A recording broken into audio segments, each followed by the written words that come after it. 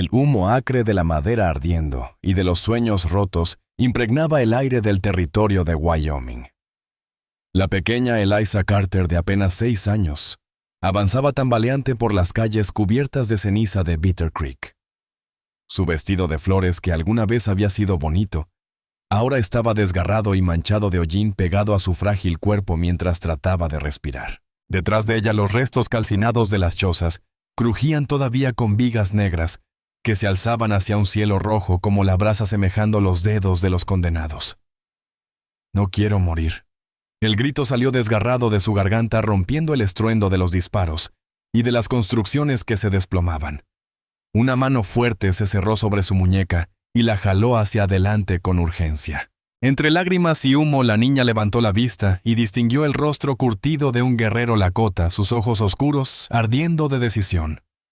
Plumas de águila adornaban su cabello negro y su chaleco de gamuza lucía un intrincado bordado de cuentas. Era Machia Red Hawk, aunque ella no conocía su nombre. Lo único que comprendía era que no era uno de los hombres que la perseguían. «Sigue moviéndote, pequeña», dijo en un inglés cargado de acento. Sus palabras medidas y tensas llevaban la urgencia de quien huye. «Todavía vienen detrás». A su costado caminaba un enorme lobo mestizo cuyos ojos amarillos vigilaban las ruinas con instinto fiero. El animal mostró los colmillos en un gruñido mudo al escuchar el galope de caballos desde la calle principal. Tahu era el inseparable compañero de Machia desde hacía 2 años, desde el día en que habían enterrado a su hermano bajo los álamos, el día que lo cambió todo. Un disparo resonó detrás de ellos y astillas saltaron de un poste cercano. Machia alzó a Eliza y se arrojó tras un carro volcado, mientras más balas silbaban en el aire. La niña se aferró a su chaleco con manos temblorosas, estremecida por un miedo que ningún niño debería soportar. «¿Por qué? ¿Por qué quieren hacerme daño?», susurró entre sollozos, hundida contra su pecho. La mandíbula del guerrero se tensó mientras asomaba con cautela por el borde del carro. 3 jinetes con chaquetas polvorientas avanzaban entre los escombros, armas listas y semblante frío de hombres de oficio. Reconoció al que iba delante, Jake Morrison, uno de los más fieles hombres de Caleb Stroud. La cicatriz de su rostro mostraba el mismo gozo cruel que Machia había visto en la matanza de su aldea 2 años antes. «Porque los hombres malos te ven como algo que puede venderse», murmuró en voz baja su inglés aún solemne pero suavizado al mirarla a los ojos. «Pero yo no dejaré que eso ocurra». El jinete más cercano desmontó y se acercó, sus botas crujían sobre el vidrio roto. Machia silbó apenas, y Tahu se desvaneció entre 2 edificios derrumbados como humo en el viento. El guerrero aguardó a que el hombre estuviera lo bastante cerca para ver el sudor en su camisa. Entonces se incorporó con rapidez y lo golpeó en la sien con la culata de su fusil. El hombre cayó sin emitir un sonido, su arma rodó sobre los cascotes. «¡Ensillen, muchachos!», bramó Morrison desde el otro lado de la calle. Su voz imponiéndose entre el humo y el caos con la autoridad de quien está acostumbrado a la violencia. «El mestizo está acorralado, pero no podrá huir lejos cargando un bulto». Machia tomó a Eliza nuevamente y corrió hacia el borde del poblado donde las construcciones chamuscadas daban paso a matorrales y formaciones rojas que se extendían sin fin hacia el horizonte. Su caballo, un fuerte alazán manchado llamado Windrunner, lo esperaba oculto en un cauce seco donde nadie repararía.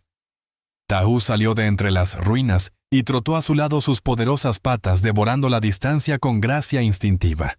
Al llegar al caballo, Eliza miró hacia atrás. El pueblo que había sido su hogar durante 3 años ardía. Allí quedaban las cenizas de todo lo que conocía: la pensión donde vivía con su tío Thomas, la tiendita donde había comprado dulces con monedas guardadas, y la iglesia de madera donde cantaba himnos los domingos antes de que el mundo se volviera loco.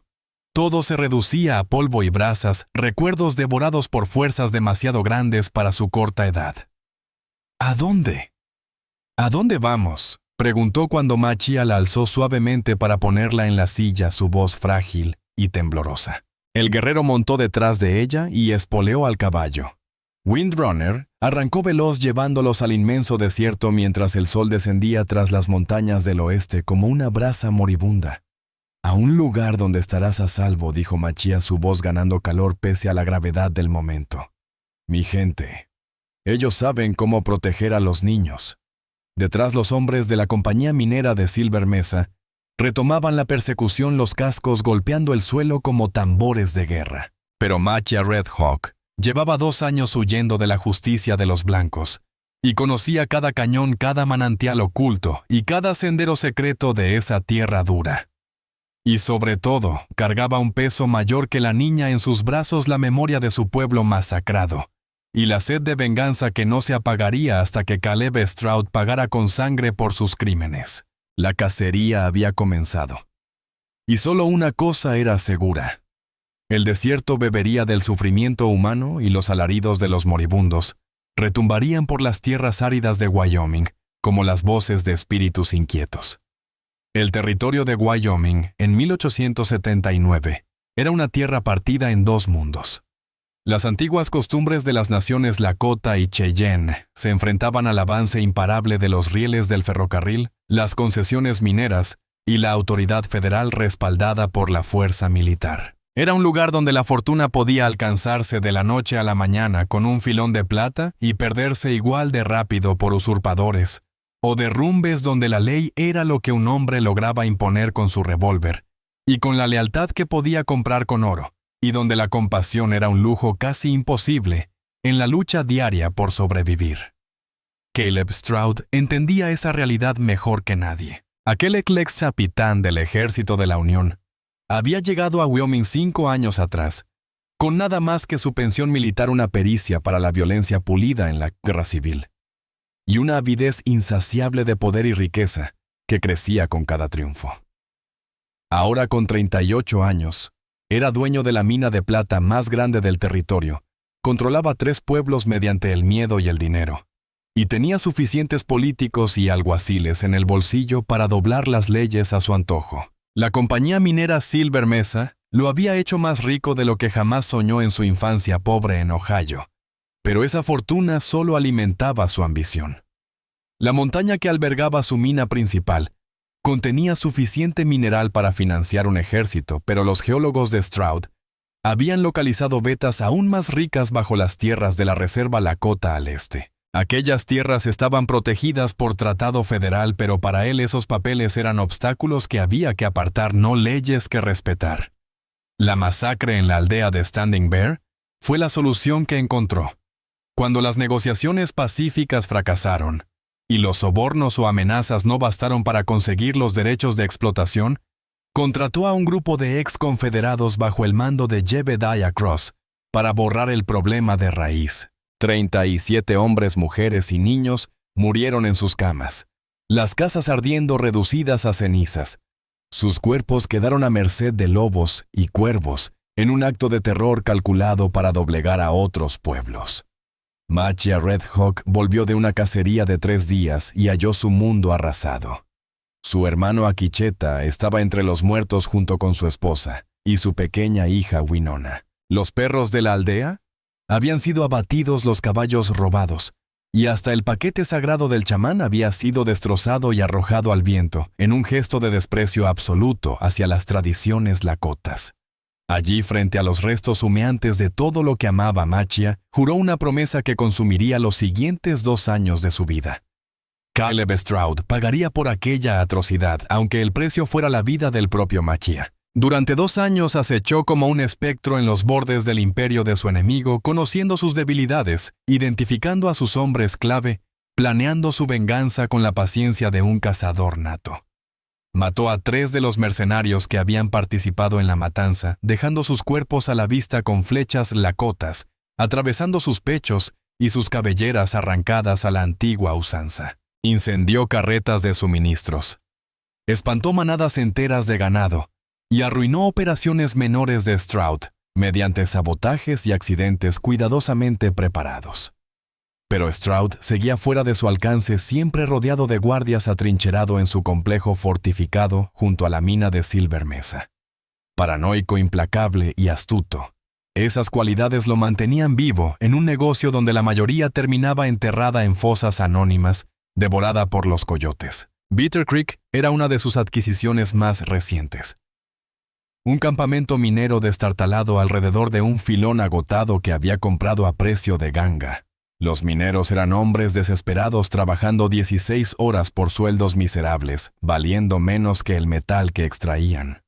Cuando intentaron organizar un sindicato exigiendo mejor paga y seguridad, Stroud respondió con brutalidad habitual. Envió a sus matones a reventar la huelga, incendiar casas y dispersar a las familias como hojas ante un vendaval. Eliza Carter fue una de las víctimas de aquella represión. Ella no entendía las fuerzas mayores que habían destruido su vida. Su tío Thomas Carter era capataz del proyecto de expansión hacia el este, un túnel que perforaba en dirección a tierras lakotas, en abierta violación de tratados federales. Thomas era un hombre recto atrapado en circunstancias sucias, ignorante de lo que realmente ocurría, hasta que fue demasiado tarde. 3 días antes del incendio descubrió algo en lo más hondo de las galerías que lo dejó helado. Oculto tras una pared falsa en su oficina, halló un libro de contabilidad de cuero con registros minuciosos de los negocios criminales de Stroud.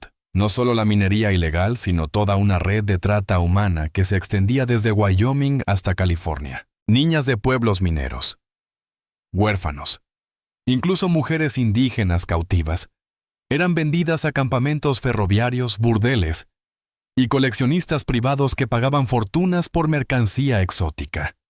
El cuaderno contenía nombres, fechas, transacciones y rutas de transporte, pruebas suficientes para hundir a Stroud y a decenas de funcionarios corruptos en todo el territorio. Thomas comprendió de inmediato que lo que tenía en sus manos era su propia sentencia de muerte, pero también sabía que no podía destruir pruebas capaces de salvar a innumerables inocentes. En un último gesto de valor, escondió el cuaderno en un lugar que solo Eliza sabría buscar dentro de las páginas ahuecadas de la Biblia de su madre, el único libro que había sobrevivido al viaje hacia el oeste y a la epidemia de cólera que se llevó a sus padres. A su sobrina le contó que era un mapa del tesoro oculto en el libro de mamá, haciéndolo sonar como un juego que algún día podrían jugar cuando los tiempos fueran mejores. Después Thomas Carter intentó huir, pero Caleb Stroud se encargó de que nunca llegara a un sitio seguro. Ahora, mientras Windrunner los llevaba cada vez más adentro de las tierras áridas, Machia enfrentaba un dilema que no había previsto. Su camino de venganza había sido solitario, pensado para terminar con su propia muerte gloriosa, tras llevarse a la mayor cantidad posible de enemigos. La presencia de una niña aterrada de 6 años lo cambiaba todo. Ya no podía moverse con la rapidez y el sigilo que lo habían mantenido vivo durante 2 años. Tendría que buscar refugio, agua y comida no solo para él y para Taú, sino para una criatura que jamás había pasado una noche fuera de la civilización y que inevitablemente los haría más lentos. Lo que más le inquietaba era cómo Eliza le recordaba a su sobrina Winona. El mismo cabello rubio atrapando la luz de la tarde, los mismos ojos azules llenos de curiosidad. A pesar del miedo, la misma sonrisa confiada que se había apagado para siempre en la masacre de Standing Bear. Al mirarla, Machia sintió cómo se resquebrajaba el odio que había alimentado con tanto esfuerzo, y se preguntó si salvar a aquella niña le costaría la oportunidad de vengar a los suyos, lo único que lo había sostenido en 2 años de exilio y sangre. «¿Vamos a morir?», preguntó Eliza en voz baja, apenas audible sobre el golpeteo de los cascos en la piedra y el susurro del viento entre la salvia. Machia permaneció en silencio largo rato, midiendo la respuesta con la seriedad que merecía. En su cultura, mentirle a un niño era un pecado grave capaz de atraer desgracia sobre toda la tribu.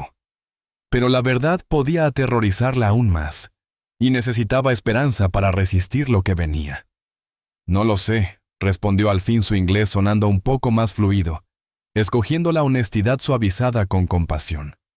«Pero te prometo, pequeña, que si la muerte viene por nosotros, tendrá que luchar muy duro para llevarte. Y yo soy un guerrero que nunca ha perdido una batalla que importara».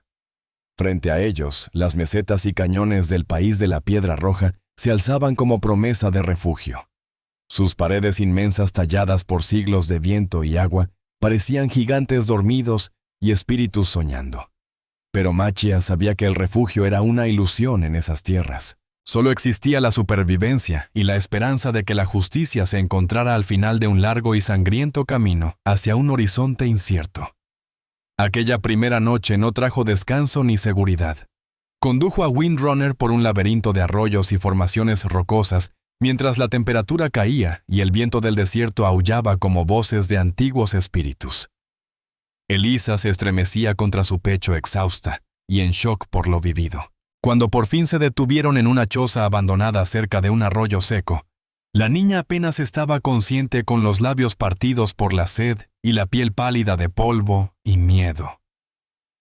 Dentro de la destartalada construcción Machia, encendió un pequeño fuego con ramas secas y pedazos de muebles rotos, mientras Tahu vigilaba la entrada atento a sonidos que los oídos humanos no podían percibir. Seguían siendo perseguidos, aunque sus cazadores se habían rezagado en la difícil travesía nocturna, por un terreno que podía matar a cualquiera con un solo paso en falso. Tengo hambre, susurró Elisa llevándose una manita al vientre con voz apagada por el cansancio. Machia sacó cecina de sus alforjas y algo de pan duro, aunque ambos eran demasiado correosos para los dientes de una niña. Encontró un vaso de hojalata abollado entre los trastos de la choza y mezcló la carne con agua machacándola hasta hacer una pasta que ella pudiera tragar. No era mucho, pero bastaría para mantenerla viva hasta encontrar algo mejor si lograban sobrevivir. Mientras ella comía con la desesperación de quien no ha probado bocado en días, él la observó a la luz del fuego. Estaba delgada, seguramente mal alimentada incluso antes de la tragedia en Bitter Creek. Su vestido, aunque bien confeccionado, mostraba remiendos hechos con esmero, señal de alguien que intentaba guardar decencia con muy poco. Sus manos eran suaves, sin los callos de quien conoce la dureza de la vida, hasta que el mundo le explotó en llamas y violencia. «Háblame de tu tío», dijo Machia con suavidad su voz, haciéndose más cálida mientras la veía luchar con aquella improvisada comida. «Thomas Carter», respondió Elisa con los ojos llenos de lágrimas, aunque su voz temblorosa estaba impregnada de un coraje admirable para alguien tan pequeña.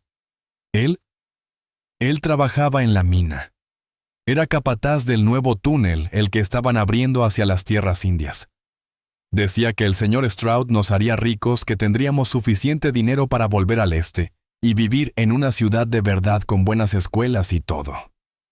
La mandíbula de Machia se tensó al comprender. Así que Thomas Carter había formado parte de los planes de expansión de Stroud, los mismos que habían provocado la masacre en Standing Bear.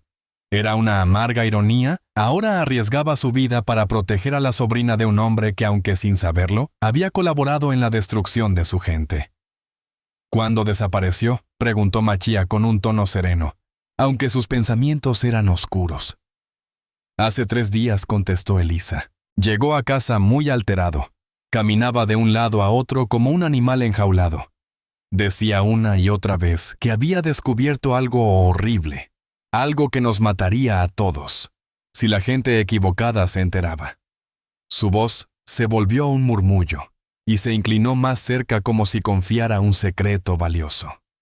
Me contó la historia más bonita sobre una princesa valiente y un rey malvado, y cómo ella escondió un libro mágico que podía derrotarlo. Dijo que si alguna vez le pasaba algo, debía recordar que el libro estaba oculto en la Biblia de mamá, donde escribió todos los nombres de la familia.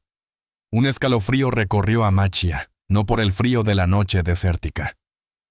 El relato inocente de la niña dejaba claro que Thomas Carter había querido darle un mensaje vital sin ponerla en peligro directo. Un libro mágico, oculto en una Biblia. Aquello debía ser evidencia, quizá la prueba que podía acabar con la empresa de Stroud. ¿Dónde está esa Biblia ahora?, preguntó con cautela su inglés, volviéndose más preciso al captar la gravedad de la respuesta. El rostro de Elisa se contrajo de angustia y nuevas lágrimas asomaron. En nuestro cuarto de la pensión. Pero todo se quemó todo. El libro mágico seguro es solo cenizas ahora. La conversación se interrumpió con el eco de disparos a lo lejos, seguido de voces de hombres gritando órdenes con dureza militar. Los perseguidores estaban más cerca de lo que Machia había calculado, probablemente siguiendo su rastro con antorchas como lobos, tras una presa herida. De inmediato apagó el fuego con tierra y se acercó a una rendija de la pared. A lo lejos distinguió luces titilando. Al menos 6 jinetes avanzaban en formación, registrando los cañones y peñascos. Tarde o temprano darían con la choza, y entonces no habría salida. Vienen, murmuró tomando a Elisa en brazos con un gesto que ya rozaba lo protector. «Tenemos que irnos ahora». Salieron por la parte trasera y corrieron hacia donde Windrunner aguardaba oculto en la oscuridad. En ese momento Machia tomó una decisión que cambiaría su destino. La niña podía tener la clave para derrumbar el imperio de Stroud, pero solo si lograban regresar a Bitter Creek y recuperar lo que Thomas Carter había dejado. Era un plan desesperado cargado de riesgos, pero tal vez su única oportunidad de dar un golpe real. «¿A dónde vamos ahora?», preguntó Elisa mientras él la subía a la montura, su voz adoptando un leve eco del habla formal de Machia. «Primero a Red Rock Crossing», dijo al montar detrás y tomar las riendas. «Mi gente tiene un campamento allí. Necesitamos ayuda y provisiones». Hizo una pausa consciente de que lo siguiente sonaba a locura. «Después de eso, pequeña, regresamos a Bitter Creek». Elisa tembló de miedo al escucharlo, pero bajo ese pavor comenzaba a nacer una confianza en su guía. «Pero allí están los hombres malos». A veces respondió Machia, su inglés fluyendo más natural. Al tratar de tranquilizarla, el lugar más peligroso es también el más seguro para ocultarse. Y hay ocasiones en que la gente valiente debe enfrentar sus peores temores si quiere evitar que otros sufran lo mismo. Cabalgaban más adentro de las tierras malas, siguiendo veredas que solo existían en la memoria de Machia y en el saber ancestral heredado por generaciones. Se preguntaba si esa apuesta temeraria les costaría la vida a ambos.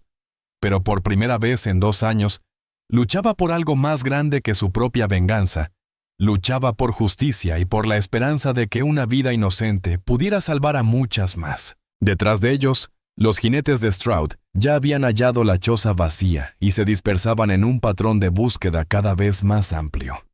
El tiempo se agotaba, pero Machia Red Hawk había aprendido paciencia en la dura escuela de la supervivencia, y sabía que a veces el cazado podía convertirse en cazador si era lo bastante astuto, y estaba dispuesto a jugarse todo. La noche apenas comenzaba y la partida estaba lejos de terminar. Al amanecer, llegaron al campamento de guerra de Standing Wolf, oculto en un cañón 20 millas al sur de las Tierras Malas, tras una noche entera esquivando a los hombres de Stroud. Era un asentamiento temporal preparado para ser abandonado al instante si aparecían soldados. Pero por ahora, era el respiro que tanto necesitaban. Los guerreros de Standing Wolf eran un grupo mixto, jóvenes ansiosos de gloria, pero sin experiencia, veteranos curtidos en choques contra el ejército y tribus rivales, y algunos ancianos cuya palabra era más valiosa que su brazo para pelear. Machia había enviado a Tahu con un mensaje, y Standing Wolf lo esperaba en la entrada del cañón. El jefe guerrero era bajo y enjuto, rondando los 40, pero su fama de luchador se conocía en todo el territorio, y su presencia allí significaba que la ayuda llegaba en la hora más oscura. «Primo», dijo Standing Wolf al abrazar a Machia con calidez sincera, aunque sus ojos reflejaban un cansancio nuevo. «Flecha Rápida trajo noticias de tu problema, la niña. ¿Estás segura con nosotros?» Elisa causó revuelo entre los pequeños del campamento que jamás habían visto a una niña blanca tan de cerca. Muchos habían crecido con historias de demonios de piel pálida, que raptaban a los hijos indios en la noche, pero su vulnerabilidad y el hecho de que Machia la protegiera pronto cambiaron esa visión. Su cabello rubio y sus ojos azules los tenían fascinados, y en cuestión de horas, ya jugaba con ellos aprendiendo palabras en Lakota y compartiendo el poco inglés que algunos conocían. «Encaja bien», comentó Standing Wolf mientras él y Machia se sentaban junto al fuego de la tarde, observando a los niños jugar entre las sombras danzantes. Sin embargo, en su voz se colaba una nota extraña de melancolía, como si aquella escena le causara más dolor que alegría. «Demasiado bien», respondió Machia con un matiz de preocupación que su primo captó de inmediato. «Pero no podemos quedarnos aquí por mucho tiempo. Necesito volver a Bitter Creek». Las cejas de Standing Wolf se arquearon con sorpresa, y permaneció callado un buen rato antes de responder: «Regresar, primo». «Ese camino», lleva solo a la muerte. Hay batallas que no se ganan enfrentándolas de frente. Había en su voz algo que sonaba a experiencia amarga, aunque Machia no lograba descifrarlo. Entonces le explicó lo de la Biblia y el mensaje oculto de Thomas Carter sobre el cuaderno que tal vez contenía las pruebas necesarias para destruir el imperio criminal de Stroud.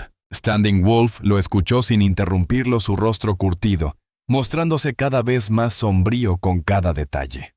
Aunque ese cuaderno exista, dijo al fin, con un tono cargado de decepción conocida, y aunque lo recuperaras, ¿quién creería la palabra de un hombre blanco muerto contra Caleb Stroud? Los tribunales del territorio ya han sido comprados y vendidos. Entonces lo llevaremos a las autoridades federales hasta Washington si es necesario. Standing Wolf fijó la vista en el fuego por largo rato con un gesto atormentado. La venganza es un arma de doble filo, primo. A veces destruye tanto al cazador como a la presa. Yo lo he visto antes. Algo en su tono hizo que Machia estudiara con cuidado el rostro de su primo. Parecía cargar un peso enorme, un fardo de conocimiento o culpa que le impedía sostenerle la mirada. ¿Qué te inquieta, primo?, preguntó Machia. Hablas como alguien que ha caminado por un sendero oscuro. Standing Wolf permaneció en silencio tanto tiempo que Machia pensó que no contestaría. Finalmente habló con un murmullo casi inaudible. Hay algo que debo contarte. Sobre la noche en que tu aldea ardió. Sobre las decisiones que los hombres toman cuando están desesperados. La sangre de Machia se heló ante aquel tono ominoso. ¿Qué hay de esa noche? Standing Wolf metió la mano en su camisa con dedos temblorosos y sacó un pequeño envoltorio de piel suave. Sus movimientos hablaban de 2 años de tormento interior. Lo abrió y dejó a la vista objetos que hicieron tambalear el mundo de Machia. Una muñeca de madera tallada al estilo Lakota. Un relicario de plata con las iniciales W.R. grabadas. Un trozo de mocasín con cuentas que reconoció de inmediato como el trabajo de su cuñada. ¿Dónde conseguiste esto?, susurró Machia, aunque ya empezaba a sospechar la respuesta, y rezaba por estar equivocado. Yo estuve allí, confesó. Standing Wolf, su voz quebrándose bajo el peso de 2 años de culpa contenida. En la aldea de Standing Bear. No como defensor, sino como... No pudo terminar la frase, pero la verdad quedó suspendida en el aire como veneno. Las palabras golpearon a Machia como cuchilladas, robándole el aliento y haciéndole girar el mundo alrededor. Standing Wolf, su primo, su amigo de infancia, el mismo que acababa de ofrecerle refugio, estaba confesando haber participado en la matanza que lo había dejado sin nada. Cross vino a nuestra banda 6 meses antes del ataque, continuó Standing Wolf, con lágrimas surcando su rostro ajado. Nos ofreció oro, armas, un pasaje seguro a Canadá si ayudábamos a desalojar una aldea problemática. Lo presentó como una operación militar, una reubicación estratégica de no combatientes. Nos aseguró que la gente ya se habría marchado y que solo debíamos quemar chozas vacías y destruir provisiones para que no fueran usadas por bandas hostiles. Pero cuando llegaste, dijo Machia con voz hueca de traición y rabia creciente, el poblado estaba lleno de familias durmiendo. Cross amenazó con matar a los nuestros si nos negábamos. Tenía 50 hombres armados y nosotros apenas 20 guerreros. Mis propios hijos estaban en el campamento indefensos ante sus amenazas. Pensé, Dios me perdone, pensé que si lo hacíamos y cumplíamos con esa sola cosa terrible, podríamos salvar a nuestras familias. Pero cuando vi lo que habíamos hecho, cuando vi a los niños allí tendidos, Standing Wolf no pudo continuar. Bajó la cabeza y rompió en llanto, sus hombros sacudidos por 2 años de vergüenza y remordimiento. Alrededor de la hoguera, los demás guerreros guardaron silencio, percibiendo la tensión insoportable entre los 2 hombres, sin saber si presenciarían justicia o asesinato. Las revelaciones destrozaron algo fundamental en Machia. El hombre en quien había confiado para salvar a Elisa, el primo que le había tendido la mano en la hora más oscura, estaba confesando ser uno de los asesinos que había jurado destruir. La traición le dolió más que cualquier herida porque era sangre de su sangre, alguien a quien había amado desde niño. La mano de Machia se movió instintivamente hacia su cuchillo. Standing Wolf, sin embargo, no hizo gesto alguno por defenderse. El jefe de guerra simplemente se quedó allí cabizbajo, esperando la muerte que sabía merecer. Pero Elisa también observaba su rostro infantil pálido por la confusión y el miedo, percibiendo la violencia en el aire, como relámpagos antes de una tormenta. No entendía las palabras lakotas, pero sí sentía el odio y la traición irradiando de Machia como el calor de una fragua. «¿Qué pasa?», preguntó la niña con su voz suave, atravesando la furia de los adultos como un filo. «¿Por qué estás tan enojado con él?». Machia bajó la vista hacia ella, y luego volvió a mirar a Standing Wolf, que seguía con la cabeza agachada resignado a la muerte que sabía que le correspondía. «Él fue uno de los hombres que mató a mi familia». Machia habló con voz áspera cargada de un dolor insoportable. «Ayudó a matar niños como tú, pero también nos salvó». «Pero nos ha estado ayudando», respondió Elisa confundida, pero intentando entender lo imposible. Su tono mezclaba ingenuidad con un atisbo de madurez. «Eso significa que está intentando compensar lo malo». «No. A veces la gente hace cosas buenas para pagar lo que hicieron mal. Pero eso no borra el daño», contestó Machia con la voz quebrada. «No devuelve a los muertos». Lobo de Pie levantó la cabeza y lo miró directo a los ojos. Por primera vez desde que comenzó su confesión, su mirada enrojecida por las lágrimas reflejaba un anhelo desesperado de comprensión. «He cargado con esta vergüenza 2 años, primo. Cada noche veo sus rostros. Cada día me pregunto si debí morir en vez de participar en tanta maldad. No merezco seguir con vida y no me resistiré si decides matarme. Pero antes escucha ayudarte a ti y a la niña. Es lo único bueno que he hecho desde aquella noche terrible. No equilibra la balanza, pero quizás sea un comienzo». El cuchillo ya estaba en la mano de Machia, el filo brillando a la luz de las brasas como fuego líquido. Sería tan fácil hundirlo en las costillas de su primo y cobrar venganza por su hermano asesinado. Nadie lo detendría. Todos sabían que el jefe había roto las leyes más sagradas de su pueblo. Pero cuando alzó el arma, Elisa se interpuso. Con la osadía de quien aún no entiende del todo las consecuencias, pero reconoce la inutilidad de más violencia, apoyó sus manos pequeñas contra el pecho de Machia. «Por favor», no, dijo con firmeza su voz, impregnada de la solemnidad que había aprendido de él. «No lo lastimes».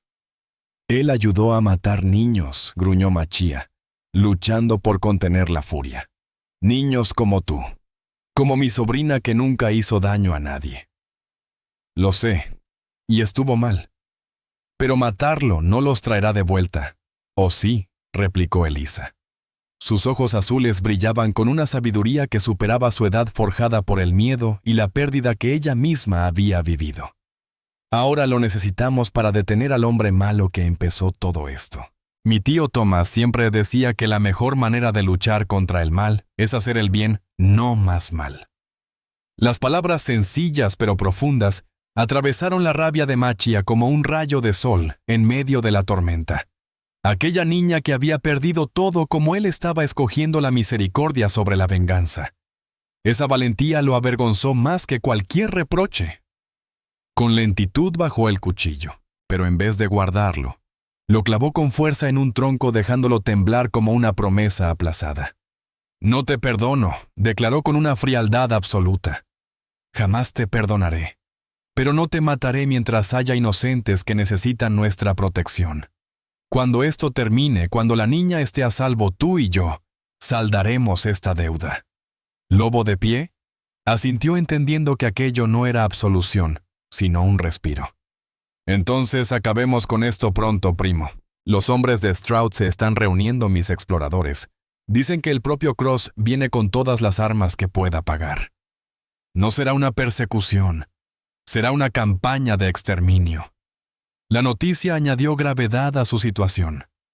Si Jebedia Cross lideraba en persona, significaba que Stroud consideraba la captura de Eliza como prioridad absoluta.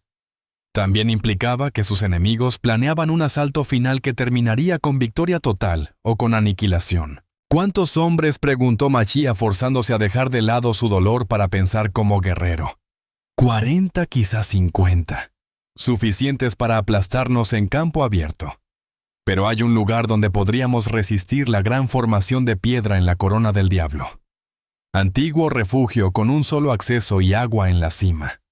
Si llegamos antes que ellos, Machia conocía aquel sitio, un enorme santuario de roca roja que se alzaba en el desierto como fortaleza natural. Sus muros eran empinados pero escalables, y en la cima cabían defensores suficientes. Lo más importante, solo existía una entrada que podía ser defendida por pocos contra muchos. Al amanecer partimos, decidió su voz recobrando la autoridad de un jefe de guerra pese a lo que sentía por su primo. Envía exploradores a revisar el camino. Y tú, lobo de pie. Lo miró sin afecto, pero tampoco con la intención inmediata de matarlo. Tendrás tu oportunidad de redimirte. Pero si nos traicionas otra vez, te haré morir despacio con detalle. Mientras el grupo se preparaba para lo que podía ser su última batalla, Elisa permanecía junto al fuego con Tau a su lado, su rostro demasiado serio para alguien tan pequeña. Cargaba sobre sus hombros secretos pesados, las últimas palabras de su tío sobre un mapa escondido, la certeza de que en los restos de Bitter Creek había pruebas capaces de destruir a los hombres que mataron a su familia y querían venderla como esclava. No comprendía del todo los conflictos de los adultos, pero sí sabía que el destino de todos estaba a punto de decidirse. Elisa no alcanzaba a entender la enmarañada red de culpa y venganza que mantenía unidos a Machia y al lobo de pie, pero sí comprendía que las personas que quería estaban en peligro, y que los hombres malvados que habían incendiado su hogar seguirían dañando a otros si alguien no los detenía. Machia murmuró tirando suavemente de su manga, mientras él limpiaba el rifle con la calma precisa de un guerrero experimentado. Recuerdo más sobre el cuento del tío Thomas, sobre la princesa y el libro mágico. Cuéntame, pequeña, respondió él. Dijo que estaba escondido en la Biblia de mamá, pero no en cualquier parte. La princesa era muy lista y lo colocó en la contraportada donde estaba escrito el árbol genealógico. Dijo que las palabras mágicas estaban en la lengua antigua que solo la princesa podía leer, pero que servirían para derrotar al rey malvado, si alguien valiente se atrevía a encontrarlas. El corazón de Machia se aceleró. Un libro escrito en un idioma antiguo, escondido en una Biblia familiar. Debía tratarse del cuaderno de contabilidad de Thomas Carter, oculto entre las páginas de aquel volumen que Elisa nunca habría abandonado. Esa Biblia dijo con cautela: «¿Estás segura de que estaba en tu cuarto cuando comenzó el fuego?» «Sí, sobre la mesita junto a mi cama», afirmó la niña, aunque su voz se hizo pequeña. «Pero el fuego fue tan grande. Quizá ya no quede nada, solo cenizas. Tal vez, o tal vez no. Los libros son tercos, pequeña. No entregan sus secretos fácilmente». «¿De verdad vamos a regresar ahí?», preguntó ella, y en su voz no solo había temor, también una decisión creciente que le recordaba al valor de su tío. «A Bitter Creek», asintió Machia. «Sí, volveremos, pero primero debemos sobrevivir lo que viene». A lo lejos los coyotes aullaban a la luna que se levantaba sus lamentos recorriendo el desierto como presagio de la sangre que estaba por derramarse. La mañana traería la confrontación final. Y al caer el sol, o la justicia prevalecería o el mal se alzaría con otra victoria en la interminable guerra entre civilización y barbarie. Esa noche, alrededor de una pequeña fogata en un cañón oculto, un guerrero lakota, un jefe marcado por la culpa y una niña valiente se preparaban para enfrentar su destino, con la fuerza que pudieran reunir entre ellos, y con la esperanza de que todavía fuera posible la redención incluso de los pecados más oscuros. La gran formación de piedra arenisca llamada Corona del Diablo se alzaba desde el suelo árido como un monumento a dioses antiguos, sus murallas rojas, esculpidas por viento y agua, en formas que parecían gigantes dormidos y sueños olvidados. Aquella mole dominaba el paisaje a kilómetros a la redonda. Su cima plana se extendía casi 1 hectárea, y solo se podía alcanzar por un angosto sendero que trepaba su cara oriental como una cicatriz sobre la roca. La partida de guerra del lobo de pie alcanzó la formación justo cuando el sol asomaba detrás de las montañas del este con los caballos empapados en sudor tras la dura cabalgata nocturna. Tras ellos, en el horizonte se levantaban nubes de polvo, la señal inequívoca de que los enemigos se acercaban. Cross, y su ejército de mercenarios venían a toda prisa sin rastro de cautela ni descanso. «Estarán aquí en menos de una hora», informó Flecha Rápida, al desmontar de su caballo explorador, el rostro pintado mostrando preocupación. Cross cabalga al frente con al menos 40 hombres tras él. Llevan animales de carga con provisiones, y lo que parece equipo de mina. Dinamita. Cross planea volarnos de la cima si no logra tomarnos por asalto, dijo, Lobo de Pie, con gravedad, entendiendo bien la táctica. Aprendió esta técnica en la guerra preparación de artillería antes del ataque de infantería. La subida hasta la cima fue un tormento. Incluso en condiciones favorables era peligrosa, y ahora cargando armas víveres, y a una niña asustada se volvió un suplicio de piedras sueltas y pasos expuestos. Machia iba al frente probando cada apoyo antes de dar señal a los demás. Elisa lo siguió. Su cuerpo pequeño resultaba una ventaja en los estrechos tramos de la grieta donde los hombres apenas podían pasar de lado.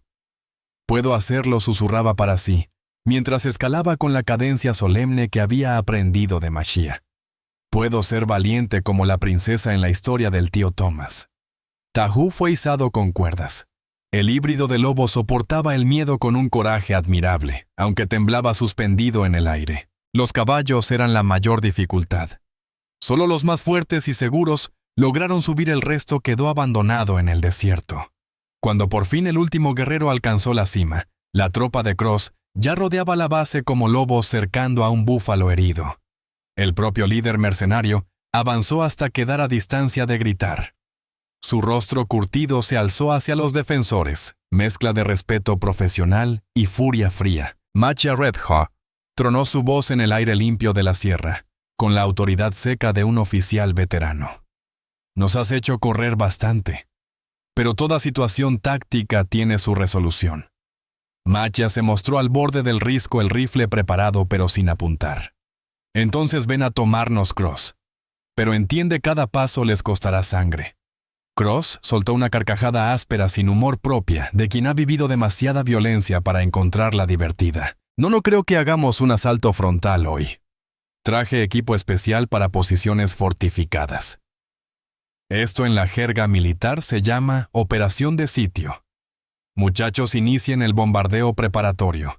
Lo que siguió fue una campaña de terror calculada, pensada para quebrar la moral de los defensores mediante destrucción metódica. Los hombres de Cross comenzaron a colocar cargas de dinamita en puntos estratégicos de la base, no para derribar la formación entera, sino para colapsar el sendero de ascenso y demostrar que podían destrozar el refugio de sus enemigos, pedazo a pedazo. «El primer estallido es un disparo de tanteo», gritó Cross hacia lo alto con la frialdad propia de un oficial de artillería. «Solo para demostrar nuestra capacidad y decisión». La primera detonación sacudió toda la montaña, arrancando bloques de arenisca tan grandes como casas que rodaron hasta el desierto con estruendos que se escucharon a kilómetros. Elisa lanzó un grito y se arrojó a los brazos de Machia cuando el suelo tembló bajo sus pies, como si estuviera vivo. Hasta los guerreros más curtidos se estremecieron al ver aquella demostración de poder destructor. «Eso fue únicamente una muestra de lo que puede hacer nuestro armamento», vociferó Cross, con la satisfacción del estratega que ha logrado quebrar la moral enemiga. «La siguiente carga anulará su agua. Después iniciaremos la demolición sistemática de su defensa. Tienen exactamente una hora para entregar a la niña o aplicamos el protocolo de destrucción total».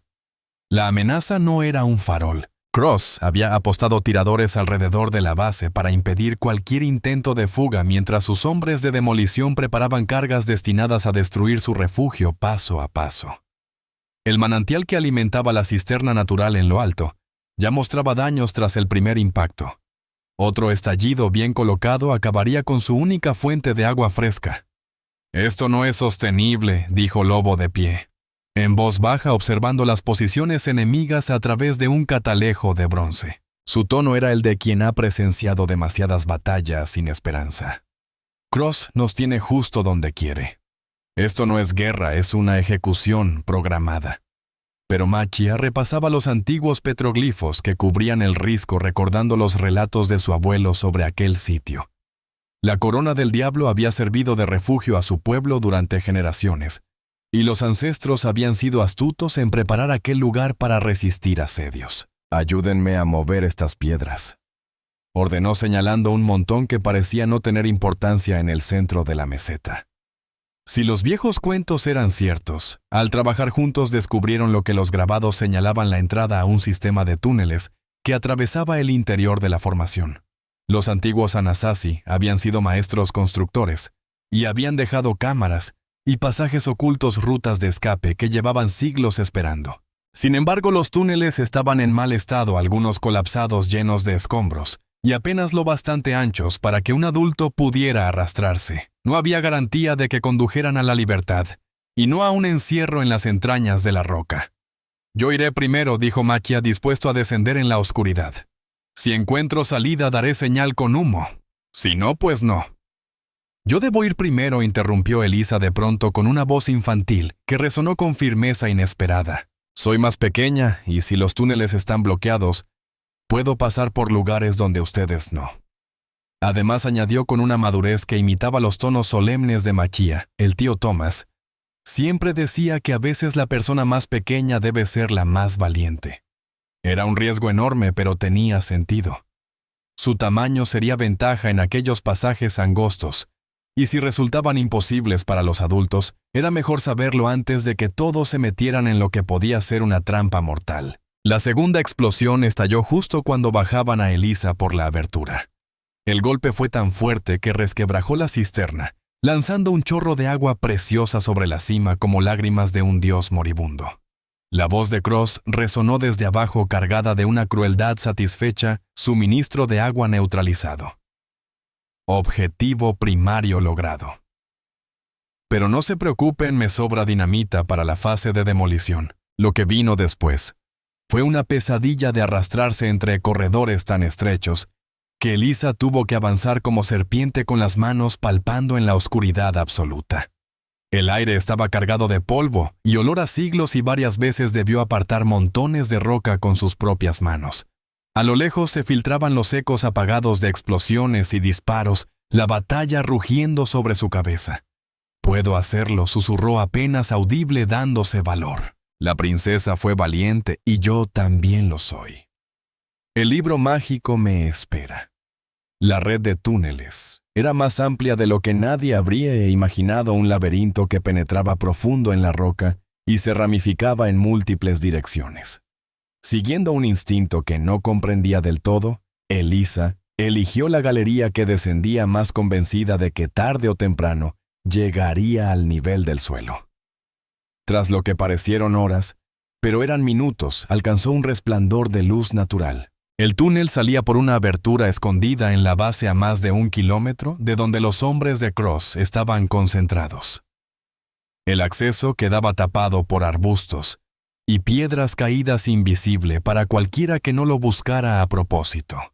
Pero justo cuando se disponía a dar la señal a los demás, Elisa oyó voces que se acercaban: 2 hombres de Cross, explorando posibles rutas alternativas hacia la cima. Ella se pegó contra la pared del túnel y contuvo la respiración mientras los hombres pasaban a pocos metros de su escondite. El coronel ordenó revisar cada grieta y cada rincón. Murmuró uno con la voz cargada de ese nerviosismo propio del soldado, que teme el enojo de su superior. «Ese tipo es demasiado astuto para dejarse acorralar sin varias rutas de escape. Es un desperdicio de municiones y de hombres, si me preguntas», contestó el otro con un tono más sereno y seguro. «Cross tiene dinamita suficiente para reducir media montaña a polvo. No hay forma de que salgan vivos de ahí». «Tal vez no, pero Shroud está pagando el triple por la niña y la quiere con vida. Dice que vale más que todos los demás juntos. Algo de pruebas de líos legales». Las voces se fueron alejando, pero lo dicho bastó para darle a Elisa una pista crucial. Ella no era solo una rehén. Era la pieza clave, la verdadera presa que seguirían cazando incluso si todos los adultos caían. Eso quería decir que su escape podía ser la única esperanza de los demás. En vez de hacer la señal para que los otros la siguieran, Elisa tomó una decisión que habría helado la sangre de sus padres y al mismo tiempo habría sorprendido a su tío Thomas. Retrocedió por el laberinto de túneles pero en lugar de subir de nuevo a la cima, eligió una bifurcación que descendía hacia la base justo donde Cross había montado su puesto de mando. Si los grandes estaban atrapados y el tiempo se les acababa, tal vez era turno de que la más pequeña fuera la más valiente, como en las historias del tío Thomas. Mientras tanto, en la cima, la situación empeoraba a pasos agigantados. La fuente de agua ya había desaparecido con la segunda explosión de Cross, y los defensores solo contaban con lo poco que quedaba en sus cantimploras. Para colmo, los mercenarios habían traído una pieza de artillería, un cañón ligero, capaz de abrir boquetes en las defensas de arenisca que los guerreros habían levantado alrededor del perímetro. «¿Dónde está la niña?», preguntó Lobo de pie, clavando la mirada en la boca del túnel donde Elisa había desaparecido hacía más de una hora. Su voz delataba la ansiedad. Ya debería haberte dado señal. Este retraso significa problemas. Machia pensaba lo mismo, su instinto gritándole que algo se había torcido. Pero no alcanzó a expresarlo. El infierno estalló cuando Cross ordenó el asalto final. Batería fuego preparatorio final. Su voz retumbó en el desierto con la precisión de un militar veterano.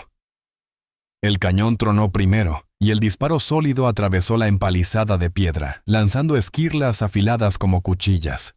2 guerreros cayeron, uno muerto en el acto, el otro gimiendo mientras la sangre le corría por la pierna destrozada.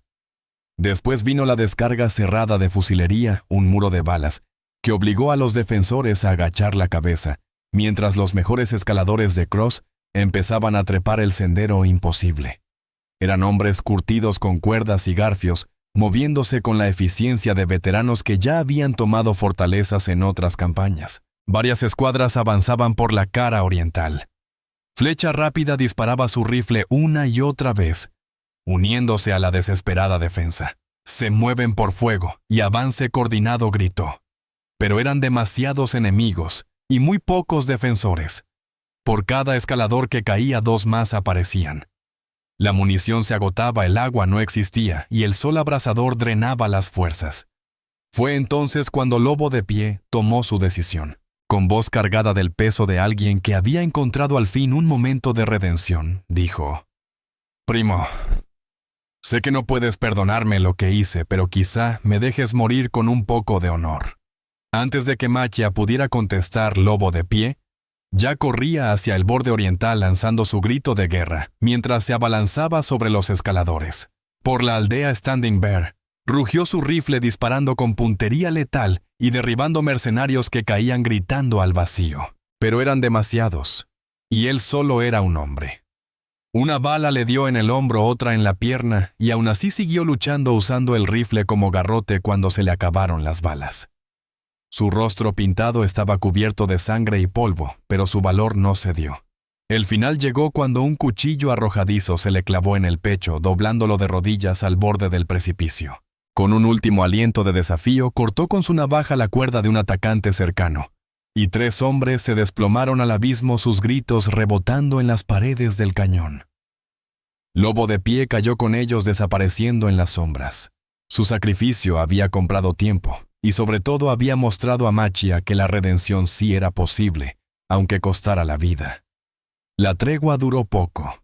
Nuevos escaladores aparecieron, y Cross estaba entre ellos, su rostro endurecido por la furia, mientras encabezaba el ataque final. El jefe mercenario había dejado la prudencia de lado, guiado por la sed de venganza, y su presencia en el risco encendió a sus hombres. «Objetivo casi asegurado», gritó Cross mientras se alzaba sobre el borde, pistola en mano, con la firmeza de un asesino profesional. «¿Dónde está el objetivo principal? ¿Dónde está la niña?» Fue entonces cuando Eliza Carter, con apenas 6 años, temblorosa pero decidida a salvar a quienes la habían protegido, apareció detrás de Cross con un cartucho de dinamita encendido entre sus pequeñas manos. La mecha ardía sin detenerse. Había encontrado el explosivo en la reserva de Cross, junto a los cerillos con los que él encendía sus puros. La mecha se consumía con rapidez, y ella no sabía cuántos segundos quedaban antes de la explosión. Pero había aprendido de los adultos lo suficiente sobre el valor como para entender lo que debía hacer. «Déjenlos ir», dijo con una voz que temblaba de miedo, aunque cargada de determinación con aquella precisión solemne que había escuchado en Machia. «Déjenlos ir, o morimos todos juntos». Eso, como diría el tío Thomas, sería un desenlace inaceptable para todos. Cross giró bruscamente su rostro. Empalideció al comprender que la situación táctica acababa de invertirse con la aparición de una niña sosteniendo explosivos. La pequeña se encontraba entre él y su única vía de escape, y la dinamita en sus manos podía acabar con todos en la cima si estallaba. «Con calma, chiquita», dijo él fingiendo dulzura de depredador, que trata de apaciguar a su presa, aunque su disciplina militar se revelaba en la forma calculada de moverse. «Eso que tienes es muy peligroso. Mejor entrégalo a un soldado profesional que sepa cómo manipular explosivos de manera segura». «Como si no fueras un mentiroso», respondió Elisa con lágrimas corriendo por sus mejillas manchadas de polvo, pero con la voz firme gracias al coraje aprendido al ver a otros enfrentar lo imposible. «Tú lastimaste al tío Thomas. Quemaste mi casa. Querías venderme a hombres malos. Sé quién eres. El tío Thomas me habló de reyes malvados que se disfrazan de buenos». La mecha se acortaba y Cross empezaba a perder el control a pesar de su entrenamiento. Sus hombres retrocedían, algunos ya corriendo hacia las cuerdas para escapar del radio de la explosión. «Escúchame, niña. Esta posición no es viable. Si eso estalla, morirás tú también junto con nosotros». «Lo sé», respondió Elisa simplemente con un tono que recordaba la dignidad de Machia, incluso frente a la muerte. «Pero a veces ser valiente significa tener miedo y hacer lo correcto de todas formas. Eso me enseñó el tío Thomas sobre el verdadero coraje». Fue Machia quien rompió el empate.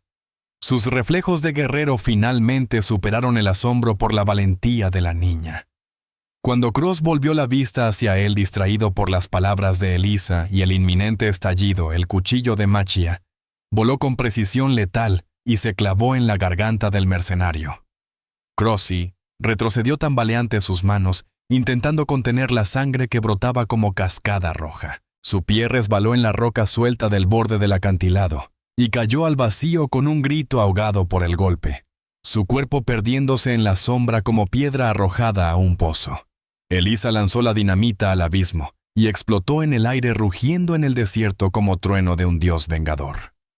Los atacantes restantes huyeron despavoridos abandonando sus armas y descendiendo apresuradamente la pared rocosa convencidos de que todo era una trampa. Cuando el polvo se asentó y el silencio volvió a la corona del diablo, Machia abrazó a Elisa contra su pecho maravillado, por la valentía que había demostrado digna de los guerreros más grandes de su pueblo. «¿Ya terminó?», preguntó la niña con voz pequeña ahogada contra el pecho de Machia. Su hablar solemne se mezclaba ahora con el cansancio de una criatura que había mirado de frente a la muerte y sobrevivido. «Todavía no, pequeña», dijo él con suavidad, su inglés fluyendo ya, con más naturalidad gracias al respeto que le inspiraba. «Aún debemos regresar a Bitter Creek y encontrar el tesoro de tu tío, el libro mágico que puede derrotar al rey malvado. Pero lo peor ya pasó». Lo que hallaron en las ruinas de Bitter Creek 2 días después fue exactamente lo que Thomas Carter había escondido: un cuaderno de cuero con registros detallados del imperio criminal de Stroud, disimulado entre las páginas vaciadas de la Biblia de la madre de Elisa. El libro había sobrevivido al incendio porque quedó sepultado bajo vigas caídas. El cuero estaba chamuscado, pero su interior intacto, protegido por el amor de una madre y la valentía de un hombre que murió tratando de hacer lo correcto. Las pruebas eran abrumadoras: nombres, fechas, transacciones y rutas de transporte que implicaban a docenas de funcionarios corruptos en todo el territorio. Más aún, contenía mapas de las minas ilegales de Stroud, en tierras de reserva, junto con estudios geológicos que demostraban que sus concesiones eran fraudulentas y que todo su emporio se sostenía en mentiras. 3 días después llegó el Marshal Patterson, desde Denver, al frente de una brigada federal que llevaba meses investigando a Stroud. El cuaderno era la pieza final para derribar la red de corrupción que envenenaba la región. «Esto es justo lo que necesitábamos», dijo Patterson, hojeando el cuaderno con la satisfacción de un juez, que por fin encuentra la clave de un caso complejo. Con estas pruebas podemos procesar no solo a Stroud, sino a toda su organización. Cada funcionario corrupto, cada juez comprado, cada sheriff vendido que se hizo de la vista gorda. El juicio se volvió la gran noticia de la región. Hasta los periódicos de San Francisco publicaban crónicas diarias. Caleb Stroud fue condenado por múltiples cargos de asesinato, conspiración y tráfico de personas y sentenciado a cadena perpetua en la Penitenciaría Federal de Kansas. Su emporio minero fue confiscado y sus bienes liquidados para compensar a las familias de sus víctimas. Pero para Machia Red Hawk, la verdadera victoria llegó una mañana tranquila 6 meses después, cuando se plantó frente a las tumbas de su gente en el poblado Standing Bear. El lugar se había transformado en un memorial con placas que llevaban los nombres de los caídos y la promesa de que su sacrificio no sería olvidado. Elisa también estaba ahí de visita desde Colorado Springs, donde vivía con su tía Elizabeth. Había crecido y se había fortalecido en los meses de recuperación, y sus pesadillas por fin comenzaban a desvanecerse. Su manera de hablar también había cambiado, mezclando su entusiasmo infantil con la formalidad aprendida de Machia, creando una voz única que honraba tanto su herencia como lo vivido. «Te escribí una carta», ella dijo, entregándole a Machia un papel doblado con cuidado con la solemnidad de quien entrega un documento importante. Tía Lizzie me ayudó con la ortografía, pero las palabras son todas mías. La carta estaba escrita con la letra esforzada de una niña que apenas aprendía a leer y escribir. «Querido Machia, espero que estés bien y que hayas encontrado paz con los espíritus de tu familia. Pienso en ti todos los días y recuerdo cómo me salvaste de los hombres malos. Me enseñaste que ser valiente no significa no tener miedo. Significa hacer lo correcto, aunque el miedo esté presente. Tía Lizzie dice que podré visitar la reserva el próximo verano si crees que está bien. Me gustaría volver a ver a Tau y aprender más palabras en Lakota. Ruego porque los espíritus de tu familia descansen ahora, y porque tú también hayas encontrado paz. Tu amiga para siempre, Elisa». Mientras el sol se ocultaba tras las tumbas de su pueblo, Machia experimentó algo que no había sentido en 2 años: paz. No era la paz fría de la venganza cumplida, sino la serenidad profunda de la justicia alcanzada y de una vida inocente salvada. El camino de guerra había terminado y la sanación por fin podía empezar. Lobo de Pie fue sepultado con respeto a pesar de sus culpas, porque su último acto de valentía le ganó un lugar entre los guerreros que dieron la vida por su gente. Su sacrificio había abierto la puerta al perdón, demostrando que incluso los pecados más oscuros podían lavarse con un gesto auténtico de heroísmo, y que las últimas decisiones de un hombre podían pesar más que sus mayores errores. A lo lejos un lobo aulló.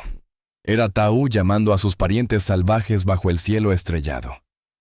El sonido se extendió por las tierras áridas como un canto de esperanza y resistencia, resonando en aquel territorio manchado de sangre, pero también de coraje. El sitio que Elisa jamás olvidaría se convirtió en el lugar donde todos empezaron a sanar. Y al final esa fue la victoria más grande. No la derrota de los hombres malvados, sino el triunfo de la inocencia y del valor sobre el odio y la desesperanza. La prueba de que incluso en la oscuridad más densa los seres humanos podían elegir ser mejores de lo que las circunstancias dictaban. La justicia había llegado, los culpables pagaron, y los inocentes fueron protegidos. El libro de cuentas que Thomas Carter había preservado con su vida derrumbó un imperio erigido sobre el dolor y la corrupción. Los niños que iban a ser vendidos quedaron libres. Los mineros que habían sido estafados recibieron compensación. Y las tierras sagradas de los Lakota fueron devueltas a sus legítimos dueños. Machia Red Hawk halló por fin su paz no en la venganza, sino en saber que sus acciones habían salvado incontables vidas inocentes. Lobo de Pie encontró su redención en la muerte, su último valor, borrando la mancha de su peor pecado. Y Elisa Carter recuperó a su familia segura de que los monstruos que destruyeron su mundo no volverían a dañar a nadie. El viento del desierto susurraba entre las piedras del memorial, llevando consigo la promesa de que los sacrificios de los caídos no habían sido en vano. En una tierra donde la justicia era escasa y la misericordia aún más, habían logrado conseguir ambas. Y la historia de su valentía sería recordada mucho después de que el eco de los disparos se extinguiera en las malas tierras. La lucha entre la llamada civilización y la barbarie seguiría como siempre. Pero por un instante brillante, la verdadera victoria llegó no por la fuerza de las armas, ni por la crueldad, sino por la simpleza de elegir lo correcto sobre lo fácil. Una lección que resonaría en las voces de los hijos aún no nacidos, y que al final hizo toda la diferencia.